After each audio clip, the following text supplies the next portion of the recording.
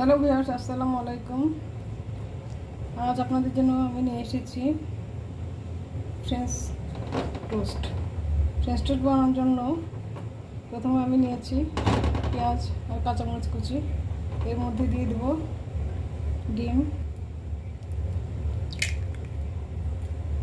দিয়ে দিচ্ছি। ডিমগুলো আমি গলিয়ে নিচ্ছি। এবার আমি দিয়ে দেবো একটু সামান্য সাদা গোলমরিচের গুঁড়ো,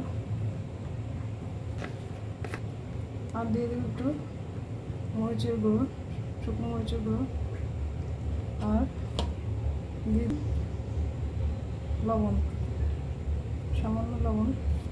এবার আমি এগুলো মিক্স করে নেব। ফ্রেঞ্চ টোস্ট বানানোর জন্য আমি কিছু পাউরুটি পিস করে নিয়েছি। এবার আমি এক পিস করে ডিমের মধ্যে চুবিয়ে নেব।